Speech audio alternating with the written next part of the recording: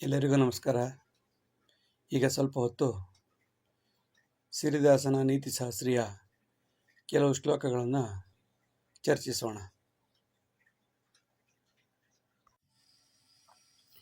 ಉಚಿತೇನಾಗತಂ ದ್ರವ್ಯಂ ಚೌರ್ಯೇನಾಗತಂ ಧನಂ ಆಗತಾ ಸುಖ ಸಂಪತ್ತಿ ಪ್ರವಾಹ ಇವ ವಿನಶ್ಯತಿ.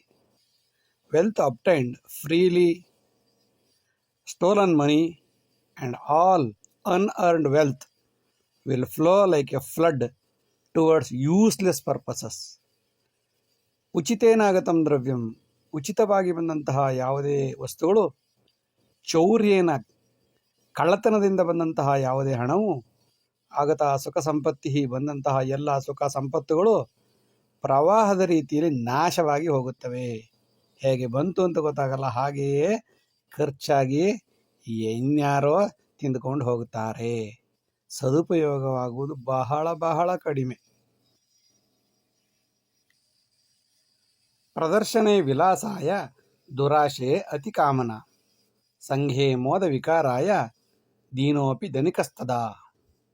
V are greedy for show off in front of our relatives and friends and so on and so forth, and spend money lavishly even though we are very poor and pathetic. ಪ್ರದರ್ಶನೆ ವಿಲಾಸಾಯ, ತೋರಿಸೋದಕ್ಕೆ ನಾವೆಲ್ಲ ಶ್ರೀಮಂತರೇ. ಪ್ರದರ್ಶನೆ ವಿಲಾಸಾಯ ದುರಾಸೆ ಅತಿ ಕಾಮನ, ಎಲ್ಲರೂ ಓಹೋಹೋ ಅನ್ಬೇಕಲ್ಲ. ದುರಾಸೆಯಿಂದ, ಆಸೆ ಅಲ್ಲ ದುರಾಸೆಯಿಂದ ನಾನು ತೋರಿಸ್ಕೋಬೇಕು, ದೊಡ್ಡ ಜನ ಸಿಕ್ಕಾಪಟ್ಟೆ ಶ್ರೀಮಂತ ಅಂತ ತೋರಿಸ್ಕೊಳ್ಳೋದಕ್ಕೆ ಎಲ್ಲ ಶ್ರೀಮಂತರೇ. ಸಂಘೆ ಮೋದ ವಿಕಾರಾಯ, ಸಂಘದಲ್ಲಿ ಸಂಪರ್ಕದಲ್ಲಿ ಅವರ ಬಂಧು ಬಳಗದ ಜೊತೆ ನಾನೊಂದು ದೊಡ್ಡ ಶ್ರೀಮಂತ ಅಂತ ಅಹಂಕಾರದಿಂದ ತೋರಿಸ್ಕೊಳ್ಳೋಕ್ಕೋಸ್ಕರ ಎಲ್ಲರೂ ಶ್ರೀಮಂತರೇ. ಯಾರು ಎಲ್ಲರೂ ಅಂತಂದರೆ ಬಡವ, ತೀರಾ ಬಡವ, ಭಿಕ್ಷೆ ಬೇಡ್ಕೊಂಡು ಸಾಲ ಮಾಡಿ ಆದರೂ ತುಪ್ಪ ತಿನ್ನುವಂತ ಎಲ್ಲರ ಮುಂದ್ಗಡೆ ತೋರಿಸ್ಕೊಳ್ಳುತ್ತಾನೆ. ದೀನೋಪಿ ಧನಿಕಸ್ತದ, ಅಂತಹ ಸಮಯದಲ್ಲಿ ಗತಿಗೆಟ್ಟ ಬಡವನು ಕೂಡ ಶ್ರೀಮಂತನಂತೆ ತೋರಿಸಿಕೊಳ್ಳುತ್ತಾನೆ. ದೇಶದ ದುರ್ದಶೆ. ಭ್ರಷ್ಟೇನಾರ್ಜಿತ ಸಂಪತ್ತಿ ದುಷ್ಟ ಕಾರ್ಯೇ ವಿಜೃಂಭತಿ. ದೀನ ದಾನ ವಿನಾ ಸರ್ವಂ ಸಮೂಲಂಚ ವಿನಶ್ಯತಿ. Corrupted money will be used for illegal purposes only. Money that is not used for charity will be ruined to the core. ಭ್ರಷ್ಟೇನಾರ್ಜಿತ ಸಂಪತ್ತಿ, ಭ್ರಷ್ಟಾಚಾರದಿಂದ ಬಂದ ಎಲ್ಲ ಸಂಪತ್ತುಗಳು ಮತ್ತು ದುಷ್ಟ ಕಾರ್ಯದಿಂದ ಬಂದಂತಹ ಎಲ್ಲ ಸಂಪತ್ತುಗಳು ತೋರ್ಪಡಿಕೆಯಲ್ಲಿ ದೊಡ್ಡದಾಗಿ ಕಾಣುತ್ತವೆ, ಆದರೆ ಅದರ ಸದುಪಯೋಗ ಮಾತ್ರ ತೀರಾ ತೀರಾ ತೀರಾ ಕಡಿಮೆ. ಅಥವಾ ಅದನ್ನು ದೀನ ದುರ್ಬಲರಿಗೆ ದಾನ ಮಾಡಿದರೆ ಸದುಪಯೋಗವಾಗುತ್ತದೆ. ಆದರೆ ದೀನ ದಾನ ವಿನಾ ಸರ್ವಂ, ದೀನರಿಗೆ ದಾನ ಮಾಡದೆ ಅದನ್ನು ತನ್ನ ಸ್ವಾರ್ಥಕ್ಕೋಸ್ಕರ, ದುರಾಸೆಗೋಸ್ಕರ ಉಪಯೋಗಿಸಿದ ಎಲ್ಲ ಹಣವೂ ಕೆಟ್ಟ ಹವ್ಯಾಸಗಳಿಗೆ, ಬೇಡದ್ದಕ್ಕೆ ಎಲ್ಲ ಸಮೂಲಂಚ ವಿನಶ್ಯತಿ. ಕೊನೆಗೆ ತನ್ನ ಮಕ್ಕಳೇ ತನ್ನನ್ನು ಹೊರಗಟ್ಟುವ, ಓಡಿಸುವ ಅಥವಾ ಕೊಲೆ ಮಾಡುವ ಸ್ಥಿತಿಗೆ ಬಂದು ನಿಲ್ಲುತ್ತಾರೆ. Corrupted money will be used for illegal purposes. Money that is not used for charity will be ruined to the core. ಮದಮಿಶ್ರಿತ ಕಾರ್ಯಾಣಿ ಕಲಹೇ ಮೂಲ ಕಾರಣಂ. ಕಾರ್ಯ ಸಾಧನ ಸಂದರ್ಭೆ ಅನ್ಯೋನ್ಯಂ ಅನಿವಾರ್ಯತಾ. All kind of work done with arrogance will lead to quarrels and hatredness. So, any noble work should be done not competitively but cooperatively. ಮದಮಿಶ್ರಿತ ಕಾರ್ಯಾಣಿ, ಅಹಂಕಾರದಿಂದ ನಾನು ಮಾಡಿದೆ ನನ್ನಿಂದೇ ಎಲ್ಲ ಆಯಿತು ಎಂದು ಹೇಳುವ ಯಾವುದೇ ಕಾರ್ಯವು ಜಗಳದಲ್ಲಿಯೇ ಕೊನೆಯಾಗುತ್ತದೆ. ಕಲಹೇ ಮೂಲ ಕಾರಣಂ, ಜಗಳಕ್ಕೆ ಮೂಲ ಕಾರಣವಾಗುತ್ತದೆ. ಜೀವನದಲ್ಲಿ ಒಂದು ಕಾರ್ಯ ನಡೆಯಬೇಕಾದರೆ ಅನೇಕ ವ್ಯಕ್ತಿಗಳು ಅನಿವಾರ್ಯವಾಗಿ ಅನ್ಯೋನ್ಯವಾಗಿ ಕಾರ್ಯನಿರ್ವಹಿಸಿದರೆ, ಸ್ವಾರ್ಥ ತ್ಯಾಗದಿಂದ ಕಾರ್ಯನಿರ್ವಹಿಸಿದಾಗ ಮಾತ್ರ ಒಂದು ಸಪುಷ್ಪವಾದ, ನಿಜವಾಗಲೂ ಫಲಭರಿತವಾದ ಒಂದು ಕಾರ್ಯ ಹೊರಬರಲು ಸಾಧ್ಯ. ಅದು ಯಾವನೋ ಒಬ್ಬ ವ್ಯಕ್ತಿಯಿಂದ ಮದಮಿಶ್ರಿತ ಅಹಂಕಾರದಿಂದ ಬಂದಂಥ ಯಾವುದೇ ಕಾರ್ಯ ಅದು ಒಳ್ಳೆಯದಕ್ಕಲ್ಲ. ಅದು ಜಗಳದಲ್ಲಿ, ಕೊಲೆಯಲ್ಲಿ, ಸಮಸ್ಯೆಯಲ್ಲಿಯೇ ಕೊನೆಯಾಗುತ್ತದೆ. ತಾಪತ್ರಯಾವೃತಾ ಚಿಂತಾ ಈತಿಬಾಧೇನ ಪೀಡತಿ ಪರಂ ಸೂಕ್ಷ್ಮಾಣು ಪೀಡಾತು ಸರ್ವ ಆರೋಗ್ಯಂ ವಿನಶ್ಯತಿ. 3 kinds of problems will be continuously disturb our body. But even a small disease attacked by a virus can not only continuously disturb but also will take our life. So even something small is very dangerous. Possessions and the kingdom seized by force will soon be ruined. 3 kinds of problems will continuously disturb our body. But even a small disease attacked by a virus can also take our life. So even something small is also very dangerous. ತಾಪತ್ರಯಾವೃತ Chinta, ತಾಪತ್ರಯಗಳು ಆದಿಭೌತಿಕ, ಆಧ್ಯಾತ್ಮಿಕ, ಆದಿದೈವಿಕ, ತಾಪತ್ರಯಗಳಿಂದ ಆವೃತವಾದ ಚಿಂತೆ ಒಂದಲ್ಲ ಒಂದು ರೀತಿಯಲ್ಲಿ ದೇಹವನ್ನು ಪೀಡಿಸುತ್ತವೆ. ಆದರೆ ಪರಂ ಸೂಕ್ಷ್ಮಾಣು ಪೀಡಾತು, ಇದೆಲ್ಲಕ್ಕಿಂತ ಸಣ್ಣ ಸಣ್ಣ ಕ್ರಿಮಿಗಳಿಂದ ನಮ್ಮ ದೇಹ ಏನಾದರೂ ನೋವಿಗೊಳಗಾದರೆ ಅದು ಎಲ್ಲ ರೀತಿಯ ಆರೋಗ್ಯವನ್ನೇ ಹಾಳು ಮಾಡಿಬಿಡುತ್ತದೆ. ಸರ್ವಾರೋಗ್ಯಂ ವಿನಶ್ಯತಿ. ಸಣ್ಣದು ಎಂದು ತಾತ್ಸಾರ ಮಾಡಿದರೆ ಜ್ವರಕ್ಕೆ ಮೂಲ ಕಾರಣ ನೆಗಡಿ, ಶೀತ, ಕೆಮ್ಮು ಎಲ್ಲ ಸಣ್ಣ ಸಣ್ಣ ಅಣುಗಳಿಂದಲೇ ಬರುವಂತಹದ್ದು. ಎಚ್ಚರವಿರಬೇಕು. ಅಹಂಕಾರಾವೃತ ದೇಹ ಮದೋನ್ಮತ್ತೇತು ಮೋದತಿ ಪರಂ ವಿಷಾಣುರೋಗೇಣ ದೃಢಕಾಯೋಪಿ ನಶ್ಯತಿ. We do all evil activities owing to egotism and arrogance all the time. But when we are attacked by an unseen viral infection, our big and strong body will vanish like anything. ಅಹಂಕಾರಾವೃತ ದೇಹ, ಈ ದೇಹ ಅಹಂಕಾರದಿಂದ ತುಂಬಿ ತುಳುಕುತ್ತಿದೆ. ಧನಮದ, ವಿದ್ಯಾಮದ, ವಯೋಮದ, ರೂಪಮದ, ಅನ್ನಮದ, ಎಲ್ಲ ರೀತಿಯ ಮದ, ಅಹಂಕಾರದಿಂದ ಈ ದೇಹ ಮದೋನ್ಮತ್ತೇತು ಮೋದತಿ. ನನ್ನಂತಹ ಸುಂದರ ಯಾರೂ ಇಲ್ಲ, ನನ್ನಂತಹ ಶ್ರೀಮಂತ ಯಾರೂ ಇಲ್ಲ, ನನ್ನಂತಹ ವಿದ್ಯಾವಂತ ಯಾರೂ ಇಲ್ಲ. ಮದ ಉನ್ಮತ್ತನಾಗಿ ಮೋದತಿ, ಖುಷಿಪಡುತ್ತದೆ.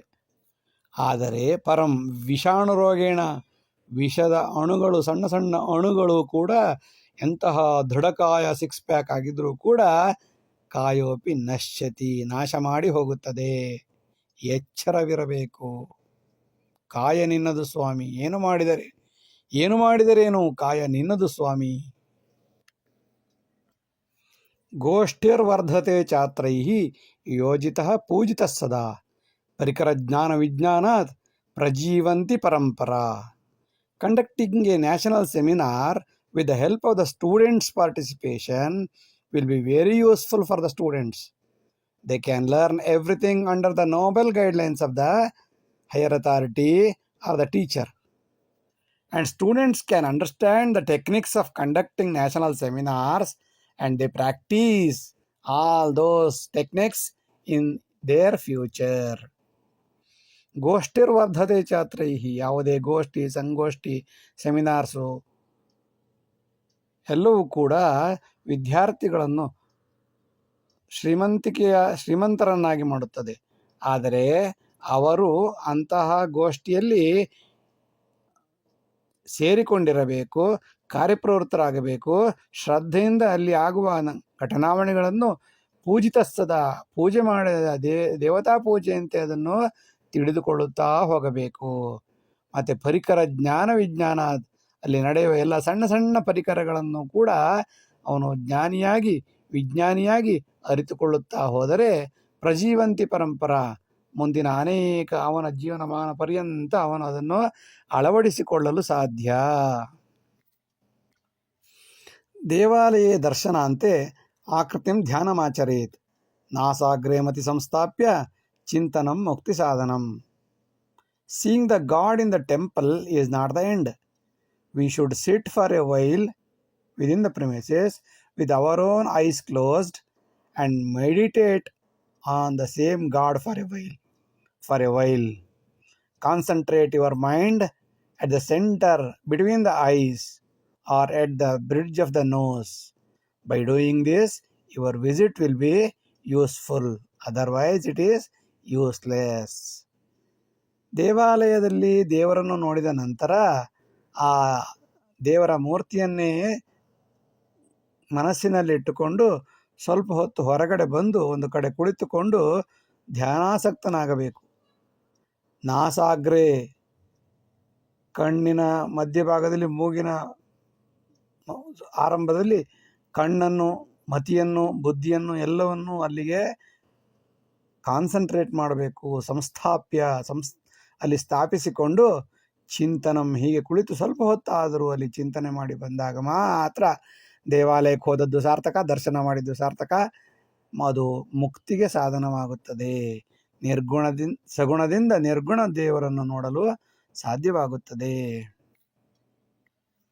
ಆಹಾರೇ ಚಲನೆ ಯೋಗೆ ಮಿತಿ ಮಾತ್ರೇ ಶತಾಯುಷಂ ಅಪರಿಮಿತೇತು ಆಪತ್ತಿ ಧನಕಾಲಾದಿ ನಶ್ಯತಿ.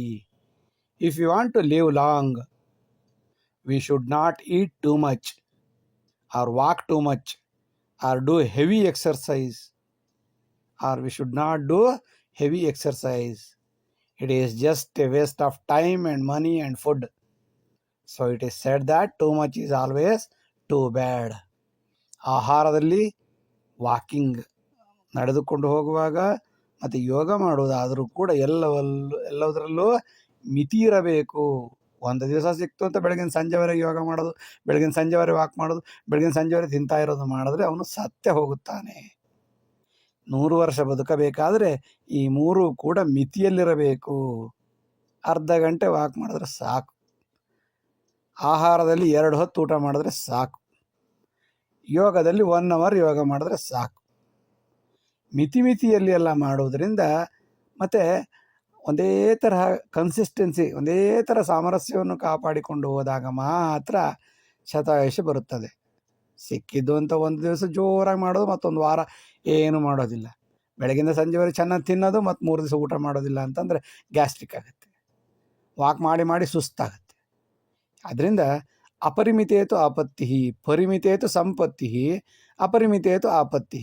ಪರಿಮಿತವಾಗಿದ್ದರೆ ಎಲ್ಲವೂ ಸಂಪತ್ತು, ಅಪರಿಮಿತವಾದರೆ ಎಲ್ಲವೂ ಆಪತ್ತು. ಇದರಿಂದ ಏನಾಗುತ್ತೆ? ದುಡ್ಡು ವೇಸ್ಟು, ಹಣನೂ ವೇಸ್ಟು, ಜನನೂ ವೇಸ್ಟು, ಕಾಲನೂ ವೇಸ್ಟು, ಎಲ್ಲ ಧನ ಕಾಲಾದಿ ವಿನಶ್ಯತಿ, ಎಲ್ಲ ನಾಶವಾಗಿ ಹೋಗುತ್ತದೆ. ಎಚ್ಚರವಿರಬೇಕು. ಮೃತಭಾಷೇತಿ ಸಂಚಿತ್ಯ ದೇವಭಾಷಂ ವಿನಿಂದತಿ ಪರಂತು ಸರ್ವಭಾಷಾಯಾಂ ಸಂಸ್ಕೃತಂ ಮೂಲಮಾತೃಕ. Everybody criticizes Sanskrit as a dead language, but in reality, most of the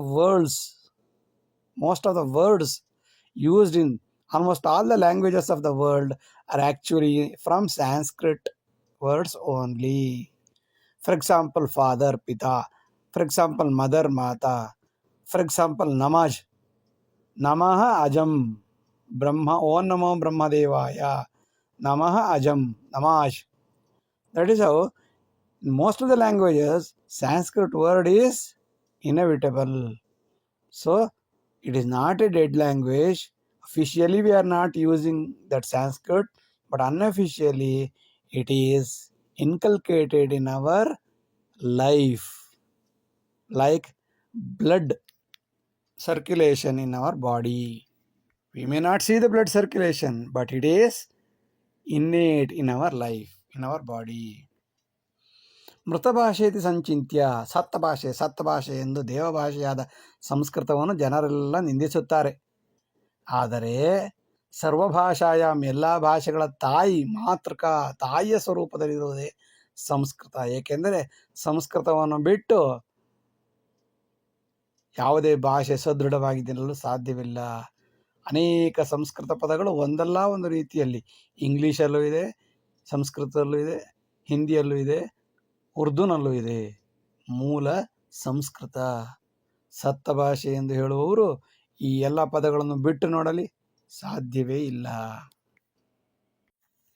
ಅರ್ಚನಂ ವಂದನಂ ದಾಸ್ಯಂ ಸಕಲಂ ದೇವಪೂಜನಂ ಆತ್ಮಧ್ಯಾನ ವಿನಾ ಸರ್ವಂ dhanakaaladi nishphalam. All kinds of devotion and dedication to God will be a waste of time and money unless we meditate for a while after doing all these things. ಅರ್ಚನೆ ಮಾಡುವುದಾಗಲಿ, ವಂದನೆ ಮಾಡುವುದಾಗಲಿ, ನಮಸ್ಕಾರ ಮಾಡುವುದಾಗಲಿ, ದೇವರನ್ನು ಬೇಡಿಕೊಳ್ಳುವುದಾಗಲಿ, ಭಜನೆ ಮಾಡುವುದಾಗಲಿ ಯಾವುದು ಕೂಡ ಸಕಲಂ ದೇವಪೂಜನಂ, ಎಲ್ಲವೂ ದೇವಪೂಜನೆ. ಆದರೆ ಆತ್ಮಧ್ಯಾನ ಸ್ವಲ್ಪ ಹೊತ್ತು ಕಾನ್ಸಂಟ್ರೇಟ್ ಆಗಿ ಧ್ಯಾನ ಮಾಡದೇ ಇದ್ದರೆ ಪೂಜೆಯಾದ ನಂತರ ಎಲ್ಲ ಕಾರ್ಯಕ್ರಮಗಳು ವಿನಾಸರ್ವಂ, ಆತ್ಮಧ್ಯಾನ ವಿನಾಸರ್ವಂ, ಎಲ್ಲ ಮೇಲಿನ ಕಾರ್ಯಕ್ರಮಗಳು ಆತ್ಮಧ್ಯಾನವಿಲ್ಲದಿದ್ದರೆ ಹಣ, ದುಡ್ಡು, ಧನ, ಕಾಲ ಎಲ್ಲ ಮಾಡಿದ ಖರ್ಚು, ಶ್ರಮ ಎಲ್ಲವೂ ಕೂಡ ನಿಷ್ಫಲ, ಫಲವಿಲ್ಲದಾಗುತ್ತದೆ. ಅಂದರೆ ಯಾವುದೇ ಕೆಲಸ, ಪೂಜೆ ಪುನಸ್ಕಾರ, ಯಾವುದು ವಂದನೆ ಭಜನೆ ಏನು ಮಾಡಿದ ನಂತರ ಒಂದು 2 ನಿಮಿಷ, 3 ನಿಮಿಷ ಅಥವಾ 10 ನಿಮಿಷ ಧ್ಯಾನ ಮಾಡಬೇಕು. ಇದು ನಿಜವಾದ ಸನಾತನ ಧರ್ಮದ ಮೂಲ. ಧ್ಯಾನವನ್ನು ಬಿಟ್ಟು ಇದೆಲ್ಲ ಮಾಡಿದರೆ ಬೂಟಾಟಿಕೆ, ನೋಡುವವರಿಗೋಸ್ಕರ, ತೋರ್ಪಡಿಕೆಗೋಸ್ಕರ ಮಾಡಿದಂತಾಗುತ್ತದೆ. ಉಚಿತಾಗತ ಸಂಪತ್ತಿ ಪರದ್ರವ್ಯಾಗತ ಸುಖಂ ವಂಚನಾರ್ಜಿತ ಸಾಮ್ರಾಜ್ಯಂ ಸಮೂಲಂಚ ವಿನಶ್ಯತಿ. Wealth retained without hard work, happiness derived from others' possessions, and a kingdom seized by force will soon be ruined. ಉಚಿತಾಗತ ಸಂಪತ್ತಿ, ಫ್ರೀಯಾಗಿ ಬಂದಂತಹ, ಮುಕ್ತವಾಗಿ ಬಂದಂತಹ, ಉಚಿತವಾಗಿ ಬಂದಂತಹ ಯಾವುದೇ ಸಂಪತ್ತು, ಪರದ್ರವ್ಯಾಗತಂ ಸುಖಂ, ಬೇರೆಯವರ ವಸ್ತುಗಳಿಂದ ಬಂದಂತಹ ಯಾವುದೇ ಸುಖವು, ವಂಚನಾರ್ಜಿತ ಸಾಮ್ರಾಜ್ಯಂ, ವಂಚನೆಯಿಂದ ಪಡೆದುಕೊಂಡ ಯಾವುದೇ ಸಾಮ್ರಾಜ್ಯವು, ಸಮೂಲಂಚ ವಿನಶ್ಯತಿ, ಯಾವುದು ಉಪಯೋಗಕ್ಕೆ ಬರದಿದ್ದ ಹಾಗೆ ನೋಡ್ತಾ ನೋಡ್ತಾ ನಾಶವಾಗಿ ಹೋಗುತ್ತದೆ. ಎಚ್ಚರವಿರಬೇಕು. ಉಪವಿಶ್ಯ ಸದಾ ಮೌನೆ ಭೋಜನಂ ಕುರು ಸರ್ವದಾ ನಿವೇದಿತಃ ಸದಾ ಭಕ್ತಿಯ ಸಂಸ್ಕಾರ ದೇವಭೋಜನಂ. While eating we should not talk. Offer the food to God first and then eat. That is the true culture of Sanatana. ದೇವಭೋಜನ ಎಂದು ಕರೆಯುತ್ತಾರೆ. ಯಾವುದನ್ನು? ಮೌನವಾಗಿ ಕುಳಿತುಕೊಂಡು ಭೋಜನವನ್ನು ಮಾಡುವುದು, ಕುಳಿತುಕೊಂಡು ಭೋಜನ ಮಾಡುವುದು, ದೇವರಿಗೆ ನೈವೇದ್ಯ ಮಾಡಿ ಆರಂಭದಲ್ಲಿ, ನಂತರ ತಾನು ಸೇವಿಸುವುದು. ಭಕ್ತಿಯಿಂದ ನೈವೇದ್ಯ ಮಾಡಬೇಕು. ಭಗವಂತ ನಿನಗೇ ಅರ್ಪಿತ, ಶಿವಾರ್ಪಣಮಸ್ತು, ಕೃಷ್ಣಾರ್ಪಣಮಸ್ತು ಎಂದು ಹೇಳಿಕೊಂಡು ತಿನ್ನುವುದು.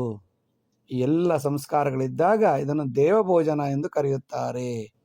ಇಲ್ಲದಿದ್ದರೆ ದೇವಭೋಜನವಾಗುತ್ತದೆ. ಎಚ್ಚರವಿರಬೇಕು. ಜಾತ್ಯಾಧಾರಿತ ಉದ್ಯೋಗ ಕುಲಕೌಶಲ್ಯವರ್ಧನಂ ಕಾರ್ಯಜಾಲ ಸುಸಂಬಂಧ ನಿರುದ್ಯೋಗ ನಿವಾರಣಂ.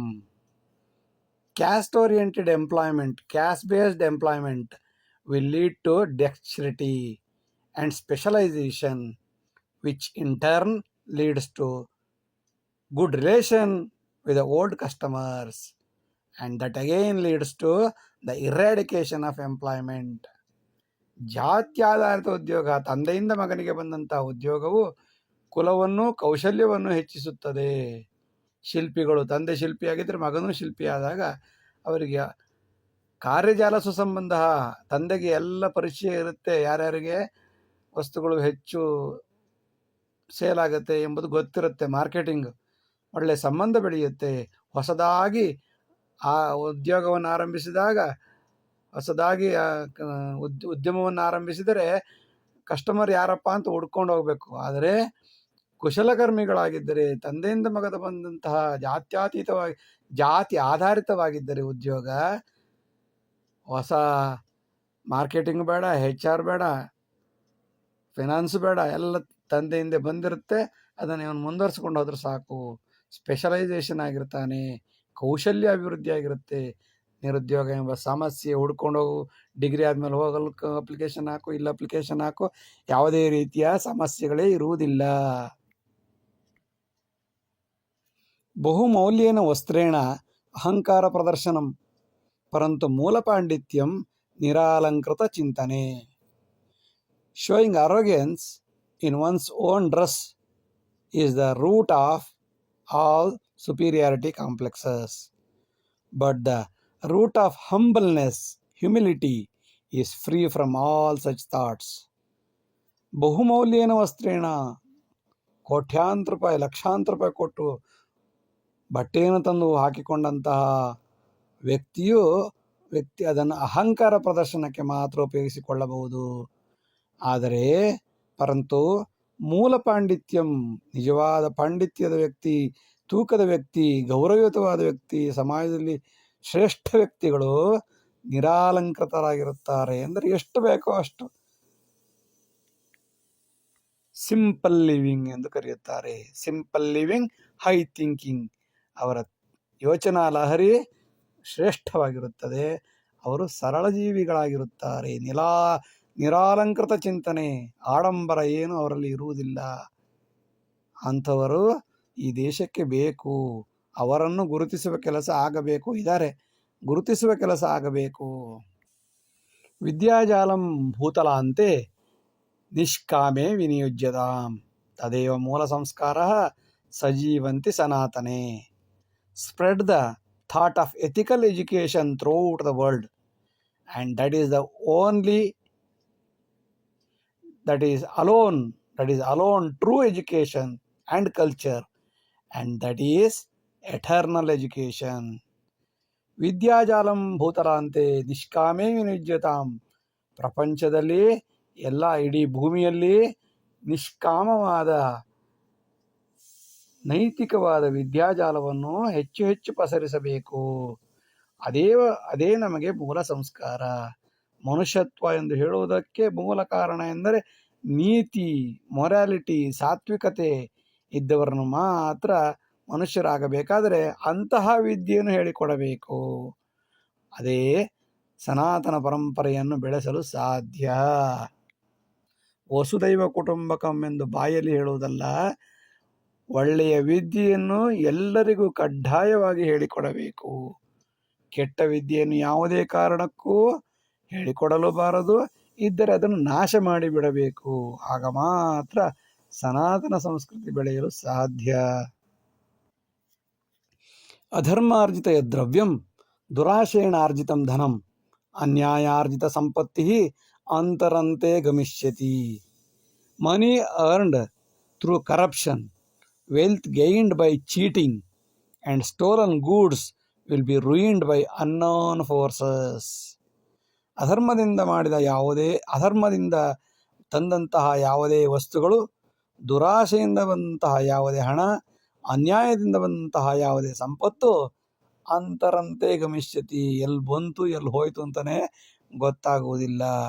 ಯಾವುದೋ ಕೆಟ್ಟ ಕಾರ್ಯಕ್ಕೆ ಅದನ್ನು ಉಪಯೋಗಿಸಿಬಿಡುತ್ತೇವೆ.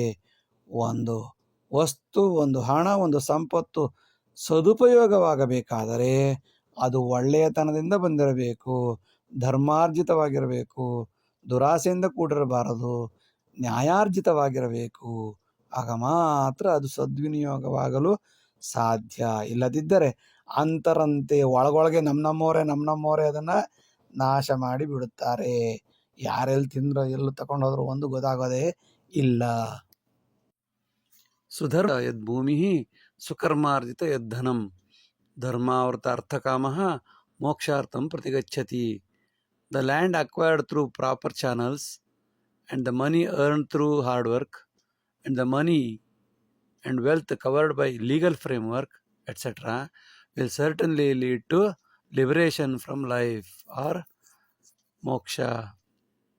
ಸುಧರ್ಮಾರ್ಜಿತ ಒಳ್ಳೆಯ ಧರ್ಮದಿಂದ ಧರ್ಮಕರ್ಮ ನೋಡಿಕೊಂಡು ಸಂಪಾದಿಸಿದ ಯಾವ ಭೂಮಿಯು, ಸುಕರ್ಮಾರ್ಜಿತ ಒಳ್ಳೆಯ ಕಾರ್ಯದಿಂದ ಒಳ್ಳೆಯ ತನದಿಂದ ಗಳಿಸಿದ ಯಾವ ಹಣವು, ಧರ್ಮಾವೃತ ಅರ್ಥಕಾಮಃ ಧರ್ಮದ ಚೌಕಟ್ಟಿನ ಒಳಗಡೆ ಸಂಪಾದಿಸಿದಂತಹ ದುಡ್ಡು ಮತ್ತು ಆಸೆ ಮೋಕ್ಷದ ಕಡೆಗೆ ದಾರಿ ಮಾಡಿಕೊಡುತ್ತದೆ. ಅಂದರೆ ಧರ್ಮದ ಚೌಕಟ್ಟಿನಲ್ಲಿ ಹಣ ಸಂಪಾದನೆ, ಧರ್ಮದ ಚೌಕಟ್ಟಿನಲ್ಲಿ ಆಸೆ, ಧರ್ಮದ ಚೌಕಟ್ಟಿನಲ್ಲಿ ಎಲ್ಲ ಕೆಲಸ ಮಾಡುವುದರಿಂದ ಇಹದಲ್ಲಿ ಸುಖವನ್ನು ಅನುಭವಿಸಿ ಪರದಲ್ಲಿ ಶಾಂತಿಯನ್ನು ಅನುಭವಿಸುತ್ತಾನೆ. ವಾಸನಾವೃತ ಜೀವಿ ಪಶು ಪಕ್ಷಿ ಮೃಗಾಕೃತಿ ಪುನರ್ವಾಸನ ಗಾಂಭೀರ್ಯಾತ್ ಪುನರ್ಜನ್ಮೆ ಪ್ರವಿಶ್ಯತಿ. A being covered by desires and greedy enters again into the rebirth in the form of animals, birds, and creatures due to the depth of its attachments. ವಾಸನೆ, ಇಂದ್ರಿಯ ವಾಸನೆಗಳಿಂದ ಯಾರು ಆವೃತವಾಗಿರುತ್ತಾರೆಯೋ ಅವರು ಪುನಃ ಪುನಃ ಜನ್ಮಾಂತರವನ್ನು ಪಡೆಯುತ್ತಾರೆ. ಪಶುವಾಗಿಯೋ, ಪಕ್ಷಿಯಾಗಿಯೋ, ಮೃಗವಾಗಿಯೋ ವಾಸನ ಗಾಂಭೀರ್ಯ ಬೇಕು ಬೇಕು ಬೇಕು ಅಂತ ಆಸೆಯಿಂದ ಸತ್ತೋಗಿರ್ತಾರಲ್ಲ ಅಂಥವ್ರು ಪುನಃ ಯಾವುದೋ ಒಂದು ರೂಪದಲ್ಲಿ ಹುಟ್ಟಿ ಬರುತ್ತಾರೆ. ಪುನರ್ಜನ್ಮೇ ಪ್ರವಿಶ್ಯತಿ. ಅವರಿಗೆ ಮುಕ್ತಿ ಎಂಬುದೇ ಇರುವುದಿಲ್ಲ. ಪುನಃ ಪುನಃ ಪುನರಪಿ ಜನನಂ ಪುನರಪಿ ಮರಣಂ ಎಂದು ಹುಟ್ಟು ಮತ್ತು ಸಾಯುತ್ತಲೇ ಇರುತ್ತಾರೆ. ಜಗನ್ಮಿಥ್ಯೇತಿ ಯತ್ ಜ್ಞಾನಂ ಯಜ್ಜೀವೇ ಪ್ರವಹಿಷ್ಯತಿ. ಜಗನ್ಮಿಥ್ಯೇತಿ ಸುಜ್ಞಾನಂ ಯಜ್ಜೀವೇ ಪ್ರವಹಿಷ್ಯತಿ ಸದಾ ಸಂತುಷ್ಟ ಶಾಂತಾತ್ಮ ಸದಾನಂದೇನ ನಂದತಿ. The one who has attained the knowledge as the entire world is tentative, and then he will become ever attentive, always content, peaceful, and the soul will be rest in peace, lacking rebirth. ಜಗನ್ಮಿಥ್ಯಾ, ಎಲ್ಲವೂ ಶೂನ್ಯ, ಯಾವುದು ಏನೂ ಇಲ್ಲ, ಎಲ್ಲ ಕ್ಷಣಿಕ. ನಮ್ಮ ತಾತ ಮುತ್ತಾತ ಎಲ್ಲರೂ ಹೋದರು, ನಾನು ಒಂದು ದಿವಸ ಹೋಗ್ತೀನಿ, ನಾನು ಸಂಪಾದಿಸಿದ ಹಣ ಯಾವುದು ಕೂಡ ನನ್ನ ಜೊತೆ ಬರೋದಿಲ್ಲ ಎಂಬ ಜ್ಞಾನ ನನ್ನ ಮನಸ್ಸಲ್ಲಿ ಬಂದಾಗ ಯಜ್ಜೀವೇ ಪ್ರವಹಿಷ್ಯತಿ, ಯಾವ ಜೀವದಲ್ಲಿ ಪ್ರವಾಹದ ರೂಪದಲ್ಲಿ ಬರುತ್ತದೆಯೋ ಆಗ ಸದಾ ಸಂತುಷ್ಟ ಶಾಂತಾತ್ಮ, ಅಂತಹ ಜೀವಿಯು ಸಂತುಷ್ಟನಾಗಿ ಶಾಂತಿಯಿಂದ ಬಾಳುತ್ತಾ ಅಂತ್ಯದಲ್ಲಿ ಸದಾನಂದೇನ ನಂದತಿ, ಮೋಕ್ಷವನ್ನು ಪಡೆಯುತ್ತಾನೆ. ಸದಾನಂದನಾಗಿ ಪ್ರಕಾಶಿಸುತ್ತಾನೆ. ಅವನಿಗೆ ಪುನರ್ಜನ್ಮ ಎಂಬುದು ಇರುವುದೇ ಇಲ್ಲ. ಇಷ್ಟು ಹೊತ್ತು ವಿಡಿಯೋ ನೋಡಿದ್ದಕ್ಕಾಗಿ ಧನ್ಯವಾದಗಳು. ಲೈಕ್ ಮಾಡಿ, ಶೇರ್ ಮಾಡಿ, ಸಬ್ಸ್ಕ್ರೈಬ್ ಮಾಡಿ. ಮುಂದಿನ ಎಲ್ಲ ವಿಡಿಯೋಗಳನ್ನು ನಿರೀಕ್ಷಿಸಿ. ವಂದನೆಗಳು. ನಮಸ್ಕಾರ.